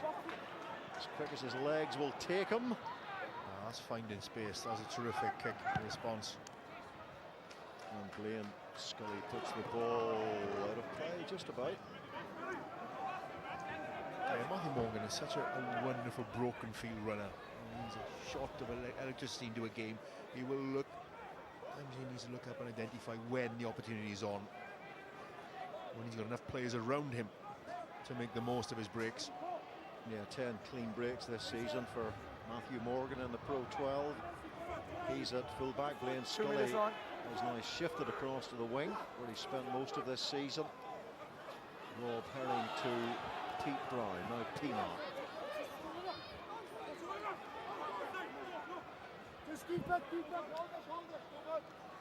Rob Herring. James Down makes the tackle. Stay there. Pienaar is there to help out. Here's Carl McCall. Off feet now, Blue! Blue! Blues being told. Cardiff Blues that they're off their feet. Heron. Support from Chris Away Henry, now. the Irish international. The ball is there. Do not play that. There's a lot of competition in the Irish side for back row places these days. I'm sure Chris Henry would like to get himself into the right sort of form to be involved in that battle.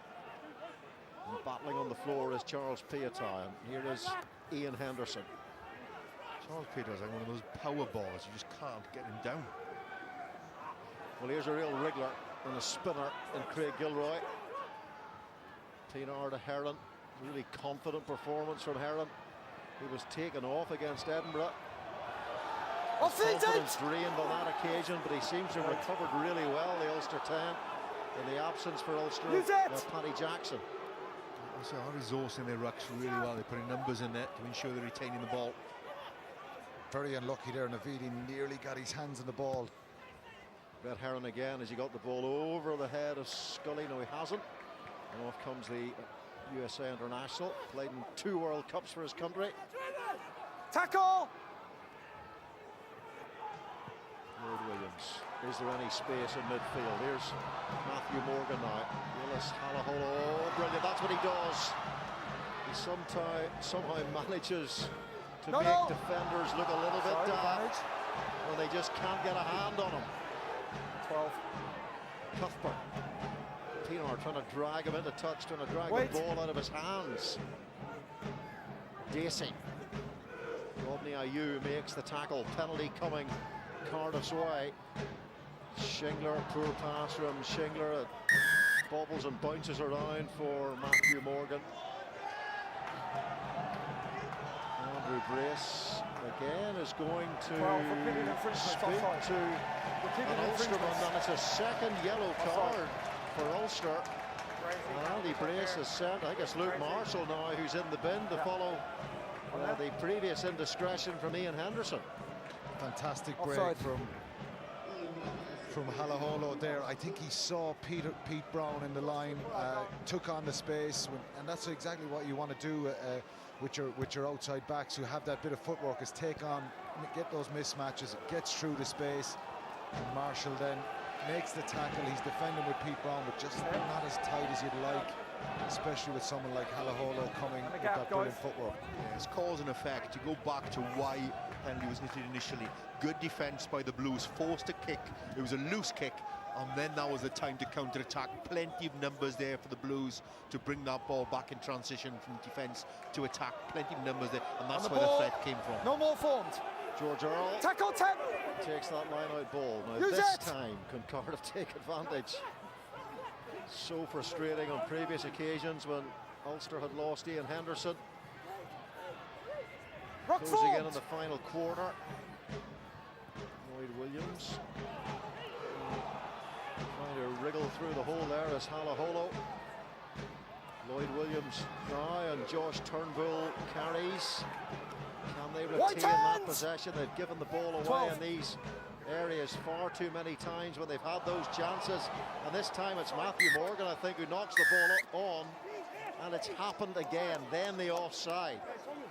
Yeah, it's great pressure. Yeah, and you mentioned the defence there from Ulster, very controlled, good line speed, really aggressive, not panicking. Cardiff trying to be really direct there, and then not committing enough of Ulster players in around the fringes and then moving it. Poor execution at the end. That's a number of visits to the 22 the Blues have had now, and unable to get the points on the back of it. When you are spending that time deep in the opposition 22, you have to make it pay. And you can see from the line-out, Ulster don't engage here, and then Rob Herring can come around and he knocks it straight away. Cardiff initially think they've set this one up perfectly. It's back to Dallas Jenkins, and in the end, after all that hard work, it's just poor execution. Pretty sloppy again, and it's another opportunity gone. When you get into that 22, you've got to stay there for a while, or at least get that score. Yeah, a lot of self-inflicted damage from the Cardiff Blues. Paul Marshall is on, and also on for the Cardiff Blues is the man out of retirement, Nicky Robinson, working for Sky a few weeks ago. He said, I had my season at OENL, that's it, I'll never play professional rugby again, so let's call him Pinocchio, shall we? He's got to pay for the racehorses somehow. I even played against him, Robbo. Monbeg dude, that was the horse, wasn't it? Recently retired, as Nicky Robinson told us he was. Little fibber. Good take by Blaine Scully. In fact, brilliant take by Blaine Scully. It was better than good. Nicky Robinson, Matthew Morgan put under pressure. Does well, that's what Morgan does, do so well. In tight spaces. So electric, off the mark. Away, captain. Lloyd Williams now. Nicky Robinson. Now it's Ellis Jenkins, but the attempted pass gives the ball away to Pete Brown, showing good pace. He's Tommy Bowe on his shoulder.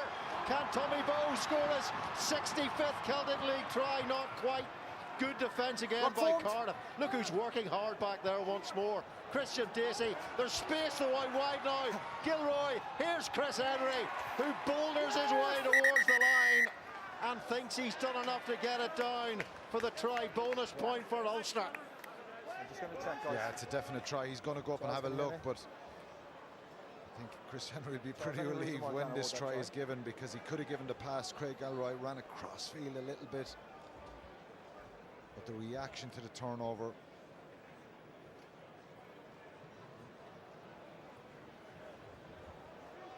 He's pretty sure he scored. I think he has to. Matthew Morgan trying to wrap, Good for my initial view. You know, any reason a try cannot be given is the question, and Chris Henry rolls over on top of the ball. It does look like he scored a try despite the attentions there of Matthew Morgan. Let's wait. TMO check, And remember too, if this is a try, it is with Ulster on the yellow card. Well, he doesn't need conclusive proof that he has scored. Yeah. To me looks like a try. Had to be a try. It almost sums up Cardiff's night. You know, they failed to score a try with Henderson in the bin, and now with Luke Marshall in the bin, it's Ulster who've scored. Although they were getting the ball wide, you thought they're in the wide spaces. Ulster intercept the ball on the back of Ellis Jenkins. I think Peter Brown stole the ball, and away they galloped upfield. I think when they do get in the opposition 22, Ulster score. When they get those opportunities, Ulster take them. The Blues have been unable to. Half a dozen times they've been in the 22, they haven't taken anything from it.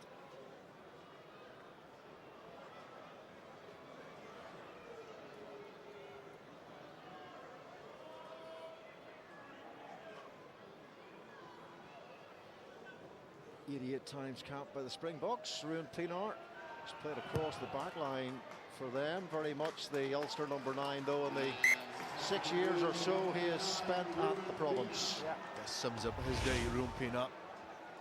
And this is the attack. The ball just gets loose. It was a brilliant tackle from Rodney Ayew. And then the Tommy Bro break. And then it's the patience. Pienaar's long pass again. Run across the field a little bit. He probably does the right thing in the end. Piatow, but quick hands there, and maybe you hadn't that indecision there about whether it was a try or not. And it's very good for a tight head prop to get in a wider channel to put the tackle in. Well, there you go. Again, summing up Cardiff's night, the restart. Not going 10, more frustration, more angst for the home side.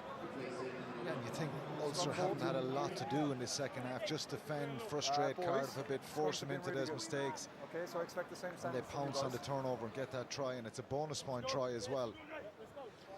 I think it's more than angst. Brooding fury, you know what I thought?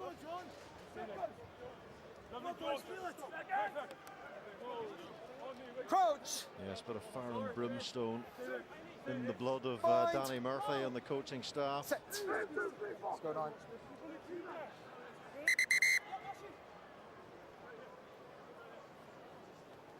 No, that's not good. Cardiff beginning the season so well. 4 wins. Edinburgh then at Munster down in court 24-23 when they played some quite superb rugby. Glasgow at home followed by Zebra away. But then 3 losses in a row at home. Leinster smashed 46-24 the Ospreys, and then 26-15 here by the Scarlets, and the misery continues. It does, but when you're architects of your own misery by not taking the opportunities, and that'll be the story of the game for the Blues. As much as Ulster look very polished when they've had the opportunity. Looks like a 3rd consecutive home defeat in the Pro 12 for Cardiff Blues is about to transpire.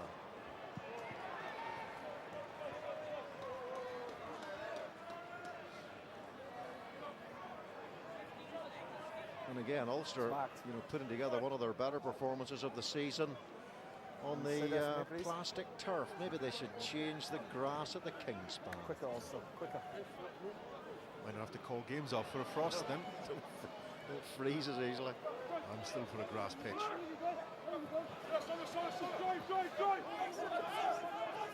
Yeah, transfer on the ball. Cardiff not contesting. Good work on the by ball. Rhys Gill. No, for me, you've transferred forward, okay? Blue ball. Didn't commit. Around the back. They didn't commit to the lineup, but I think the confusion there, and Ulster are trying to argue that they kept the ball at the front of the maul, that it wasn't transferred back. But according to referee Andy Brayson, he's a closer view of it there, that it was transferred back and then moved back to the front of the maul again, and I think he's correct in that. Which they're not allowed to do anyway anymore. You can't move the ball forward again once you moved it back. Europe coming up for the next fortnight. Cardiff play Bath twice. The game at the Rec is live on Sky Sports. And Ulster play Clermont Auvergne home and away. Clermont top of the top 14, and Ulster penalised at the scrum. 17, penalty to Cardiff. Player penalised is Andrew Warwick. John Andrew is on as well. There he is, number 16. Yeah, you change it now. From the Ballymena club. Produced a few decent players. Time. 18. Might we get a driving line out? Time off. Can you imagine what's going to happen in training on Monday or Tuesday? What's going to be practiced?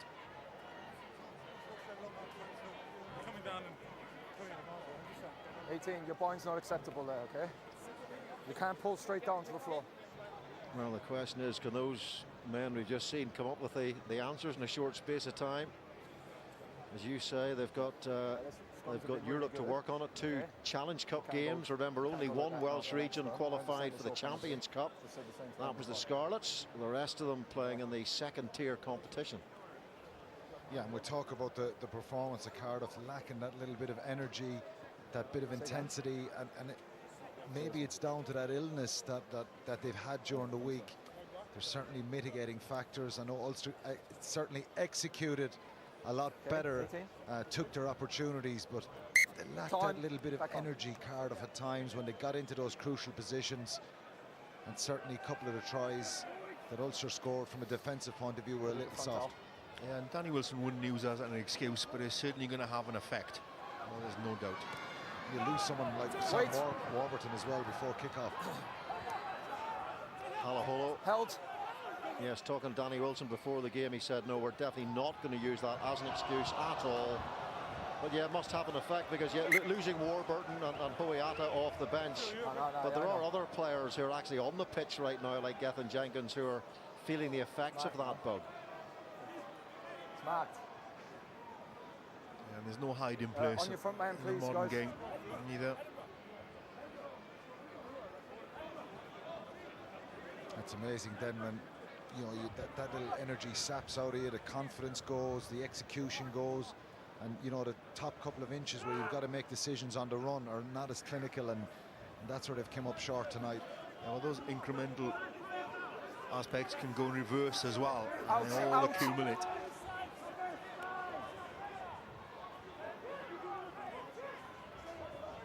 It's Paul Marshall.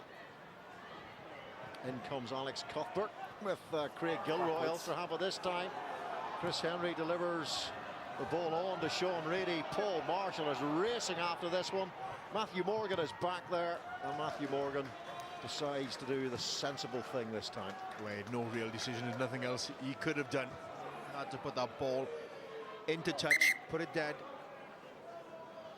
Again, another kick downfield and an aggressive chase by Ulster. They sense an opportunity.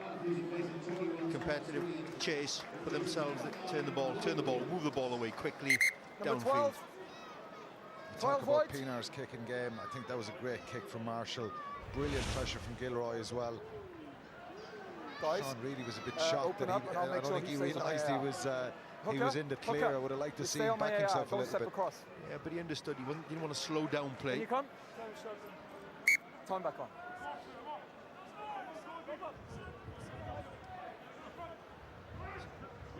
Thomas Williams on for Lloyd Williams. Ulster have made a few changes too. John Andrews' throw didn't go where it was supposed to go, and away goes Macaulay Cook with a rampaging run. Former captain of the Welsh World Junior side. Good speed. Great speed. Halaholo. Here's Matthew Morgan, more like it from Cardiff. You can see that they do have pace and incision. Just seen very little of it tonight. That's been the problem. George Earl carries, gets hit really hard by Rodney Ayew. Roy Williams to Nicky Robinson. Away White. No way through the Ulster defence there. Ian Henderson trying to get on top of that ball, and Ulster again working hard at that breakdown and driving through the breakdown and putting so much pressure on Cardiff that they've got the ball back. There's been evidence that throughout the evening, Ulster really have resourced their rucks really well. They've had the energy. Perhaps the Blues haven't had the energy to get to the breakdown as quick as Ulster. Ulster really committed their numbers. Plenty of energy from Matthew Morgan, carving and slicing. Can he throw the perfect pass? Not quite to Macaulay Cook, but Macaulay Cook took a great cover tackle there to stop him. Well played, Charles Piatow. Williams to Cuthbert. It's all a bit late for Cardiff, but they're still working hard. Give them a lot of credit for that. Nicky Robinson, Halaholo, he steps, and that's what he does, you know. He has this habit of being able to run and move without anybody laying a fingertip upon him. What a score, brilliant footwork. He looks a bit dejected there, but Matthew Morgan, outstanding counter-attack. Puts the Ulster defence apart. You can see him here, ball in two hands, then he puts it back in one and just puts on the afterburners. Brilliant attack. You think it breaks down here. keep a bit of patience here and just Ulster that little bit narrow, and Halaholo there and Rodney Ayew just inside outside, great finish. Two players off the bench, Matthew Morgan and Macaulay Cook, have shown their pace on the field. They've created this opportunity, forced a loose kick, counter-attack, found the support, retained possession, and eventually finishing off an opportunity. Well, the try scored against Treviso, nobody touched them that time either. They're going to be chasing now, at least get a losing bonus point. That's what the Blues are chasing. They're still 13 points down to 2 scores away. There's 9 minutes left. Stranger things have happened. Scully. Louis Ludick back after that fractured cheekbone injury, makes the tackle there. Christian Dacey's had quite a game for Cardiff. Stay. 16th carry. Don't hold him in. I don't think he's suffering from that bug. Wait. On the evidence of his performance tonight. Tiatai. Pinar. Gilroy trying to get outside the defence. It was a poor decision by Gilroy. He didn't have the angle to get around. He's a tackler. Halaholo. He had his number all the way. Needed to straighten up. On the 5. On the 5. Doesn't look too sharp there either, does Craig Gilroy. Maybe an ankle injury. Andrew Trimble's out for a couple of weeks. He picked up an ankle injury against Australia last week. He's a tackler. It's a superb tackle from Halaholo. He's going across the field, and when you get tackled at that angle, it's very, very difficult to get your body position Also back on the line. to place the ball. It's about confidence in your speed as a defender. The opposite number, the attacking player, does not have the speed to get around you, all the space to get around you. Time. But well supported Halaholo by Turnbull as well. Got in there hard. Well, Craig Gilroy getting some treatment there from the former Lions sender and Ulster doctor, David Irwin. And that's the end for him. You got the feeling straight away that was a game-ending injury for him, and hopefully for Craig Gilroy, it's not one that keeps him out of the game for too long. So they had to bring on a back row forward and Clive Ross. Turnbull.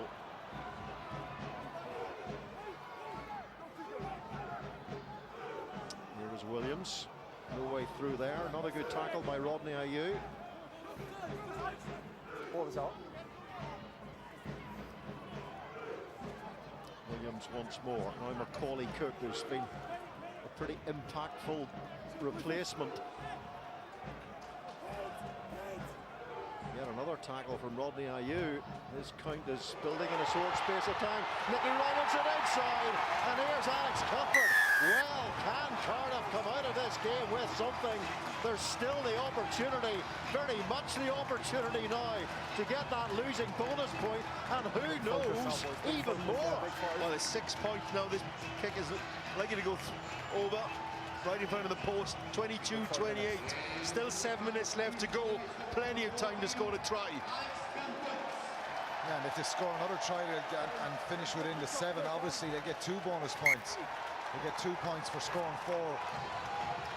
It's game on now. They've a great opportunity to go for it, and Ulster just standing off a little bit. Great little break from Nicky Robinson. Soft Ulster defence. He sees the gap. He takes it. Rolling back for years, ball in 2 hands, lovely inside pop, good trailing run. That's enough by Alex Cuthbert. Yeah, I think it's Sean Reedy out playing in the backs now, playing in that 10 role, defending for Ulster with Craig Gilroy gone off. Has certainly disrupted that little bit of defensive line there off that pattern of play. Well, are we on the verge of what would be one of the most astonishing victories of the season? First time in the game, the crowd are animated, there's noise there, there's energy back in the stadium. Very nervous final 5.5 minutes for Ulster. Inside. Here's Williams now to Nicky Robinson. Oh, the charge down. Is this going to finish Cardiff? It looks like it is, you know, and it's Louis Ludick who has pounced and scored for Ulster. Salvation for the men in white, who must have felt high anxiety. I get that. Well, heartbreak for Nicky Robinson. You can see the frustration there after making that brilliant line break. Gets blocked down there, and Louis Ludic on the end of it. Just taking away any opportunity for Cardiff. Looking for distance. I think Ludic is a bit shocked and surprised. Ball sits up there and he gets over the line. It's an out at half's life, and from hero to villain in the blink of an eye. Very quickly it can happen. You miss a tackle. A lot of big decisions. The kick in defensively.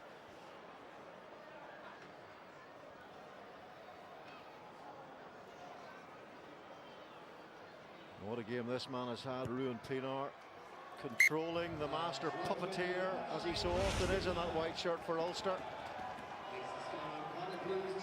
Good aggressive chase. They cut it down. Ulster have done that all day. They've cut down the space and the time the Blues have had. I think it may have hit at the top of Sean Reedy's hands, and I think Louis Ludic was a bit shocked there that the ball sat up.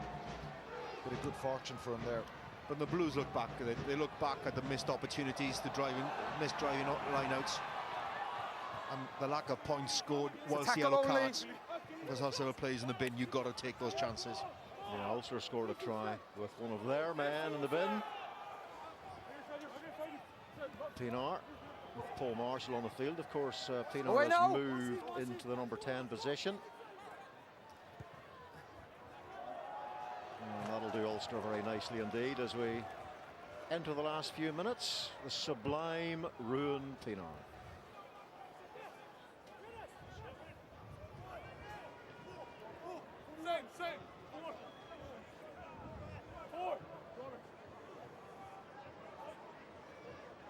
Yeah, let's go Blues. I thought Cardiff were on the verge of what would have been a pretty amazing fight back for a victory, but it is now certain that they will suffer their third consecutive home Pro 12 defeat. Matthew Morgan now. He's so lively. There's a lot of electricity in terms of what he brings to a game. Williams, Nicky Robinson, and Dacey, I think, has dropped the ball there. Advantage here to Ulster. And Marshall puts the ball through for Tommy Bowe to chase. The advantage is over. And the ball is run dead and gives us a chance to tell you who our Guinness Pro 12 man of the match is. Yeah, Quinny, I've been talking about a number of players, but in a fast and furious game that times has both been frantic. Captain. The person that showed the most clarity, control, and composure has been Ruan Pienaar. He's dictated this. So Quinny and I, Guinness man of the match is Ruan Pienaar. Yeah. I think he's won one or two before. I'll check that. Tackle only, fellas. Williams. Into the final 2 minutes. Ellis Jenkins, Kieran Treadwell with the tackle. Nicky Robinson to Macaulay Cook, who's been roaming around in the Serengeti. Plenty of entertainment in our field tonight. Sometimes doesn't always have the accuracy and execution, but plenty of energy, particularly by Ulster. More off his leg. And you very often get entertaining games on the 4G surface. And good turnover again by Ulster. Working hard once more again in there. Ball unplayable turnover ball. Well, they've worked hard throughout the game. They've shown that energy, considering the form of a lack of energy they've shown recently in some of the games that they've lost. They've certainly shown the physicality, particularly with the reintroduction of players like Henderson, like McCluskey. But the clarity, the vision, the execution from Ruan Pienaar really has stood tall for me. He's shown that control and authority you want from your nine. Okay, let's go. In abundance. He's been excellent today. Again, he's had the quality possession at times, which he's allowed to have that time. And he's going to make you pay. The physicality that McCluskey's brought, Henderson as well, and the back row has been effective. The Blues have come back really well, but they will rue the lost opportunities. Whilst also we've done a 14 men twice. Those 3 driving lineouts, they've blown opportunities. They will rue those errors. You can't make those errors at the top end of the game and not be made to pay for it. Let's go.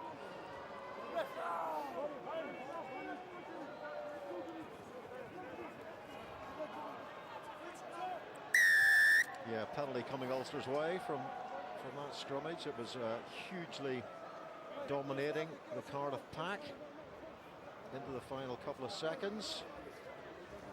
Shot called. Last play. It's the final play of the game when Pienaar decides to take a pot at the posts. Seems a strange decision on the whistle. It is a bit. He just has a cap off a perfect day.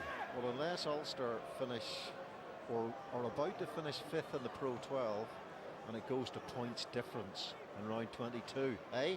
Happy with that now? You happy with that now? But you're a regular prophet of doom, you, aren't you? Fraser. Were you asked to stand for that part in the new Dad's Army film? I was too old for it. Yeah. If it had been Grandad's Army, I might have had a chance. Guinness Pro 12 man of the match. Ruan Pienaar to make it an absolutely whopping victory here for Ulster in the end. Although Cardiff got very close to Ulster inside the last 8 or 9 minutes. And Josh Turnbull, off they go again. The Blues can still get not only a losing bonus point, but also a 4-try bonus. So there's 2 points on offer here for the Blues if they score a try from here. And that, of course, is why they are still playing. And here is Matthew Morgan. And he can really play. Looking inside for some support. A hand comes in from Ulster, knocked forward. And that will be the end of what has been a fascinating, thoroughly entertaining game. Ulster winning by 35 points to 22. And yeah, and just to sum up again, what exactly do you feel were the differences between these two sides tonight? Yeah, when you look back to how Ulster started the game, they were really positive from the outset. They executed things well every time. They were clinical when the opportunity came about. They built pressure through the scoreboard. They accumulated the points. They were led admirably by Ruan Pienaar. I thought he set the tone for the evening, not only the physical aspects, but in generally where the game was played and how the game was played. When to run, pass, when to kick. It's a terrific mix. Considering the lack of confidence, I thought it was a nice fluency to their game. The Blues obviously been hit by the bug throughout the squad, lacked that energy, but certainly lacked the execution in those key moments. And rugby ultimately does boil down to those key moments. Ulster nailed theirs, the Blues weren't able to.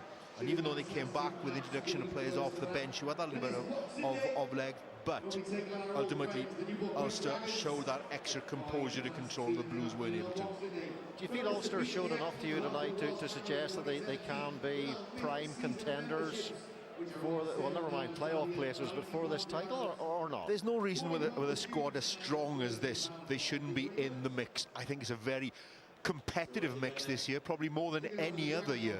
There's about 6 to 8 teams who can compete for the top 4 and ultimately go for the title. But they have the squad. They just need to get a run of games with relatively the same team. There are so many changes at talk to the top where they haven't been able to put the same sort of team together to build any sort of rapport together. They seem to be doing that now. They need a run of games and get positive results from them. All smiles from Charles Piatin. I'm sure a few smiles from the Guinness Pro 12 man of the match, Ruan Pienaar, who's speaking to Alan Quinlan. Ruan, on the back of a difficult run for Ulster, you lost your last 3 games. How important was it to get a win tonight, and how pleased are you?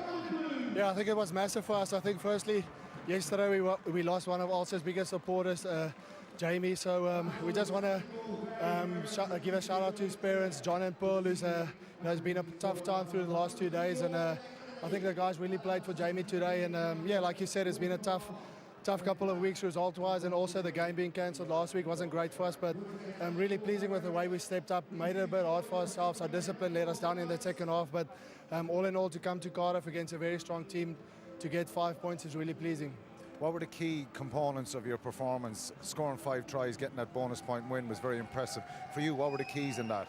Yeah, I think firstly, against Edinburgh a couple of weeks ago, we were physically dominated, and that's something we pride ourselves on. Our defence was weak, so I think we showed a lot of character with that tonight, and also attack was a lot better. Still a loads to improve on, but like I said, big win for us. Yeah, nice to get back on the horse now again, and hopefully build some momentum for the next couple of games as we're heading back into Europe next weekend.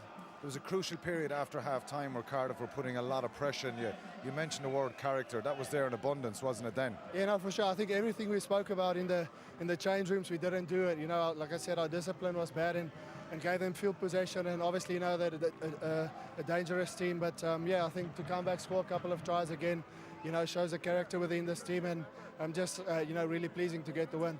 How much confidence will that generate, obviously heading into Europe with 2 massive games against Clermont? Yeah, it's massive. Back-to-back games against Clermont, you know, one of the top sides in Europe. We'll take confidence from that, and also the Irish boys after a great autumn series coming back into the fold again. So yeah, hopefully we'll be preparing well next week and put up a good performance at the Kingspan Stadium. Well, congratulations. You're the Guinness Man of the Match, and Gemma Bell from Guinness here is to present your award. Well done.